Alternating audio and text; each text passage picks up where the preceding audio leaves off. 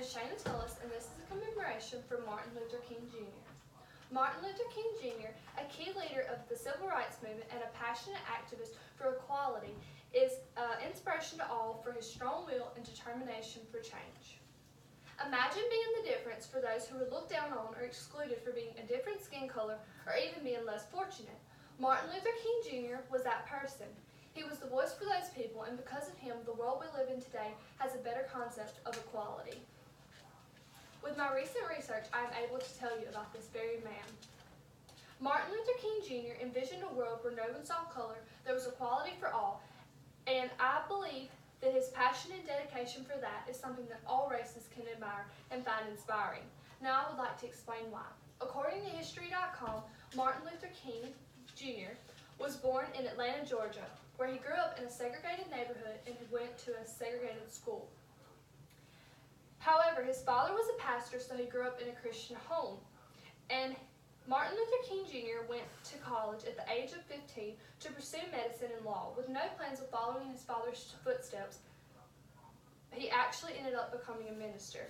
In fact, it was a particular advocate for racial equality that inspired him to change his mind for career paths. Martin Luther King Jr. was a member of the Executive Committee of the National Association for the Advancement of Colored People, which is also known as the NAACP. After Rosa Parks, who was also with the NAACP, was arrested for not getting up and giving her seat to a white passenger on a bus, people became very angry and decided to start a bus boycott. Martin Luther King Jr. was decided to be the leader for this protest. Throughout this boycott, Martin Luther King Jr. became a target and was even arrested. However, the Supreme Court ended up ruling the laws that required segregated bus seats unconstitutional, as stated on nobelprize.org. Next, he helped other ministers in founding an organization whose sole commitment was through peaceful protest to establish equality for all African Americans. The group was called the Southern Christian Leadership Conference. Martin Luther King Jr. was the president of the Southern Christian Leadership Conference and traveled all over giving speeches and talking about the importance of equality and civil rights. Throughout his time as president of the Southern Christian Leadership Conference and going and giving these lectures, Martin Luther King Jr.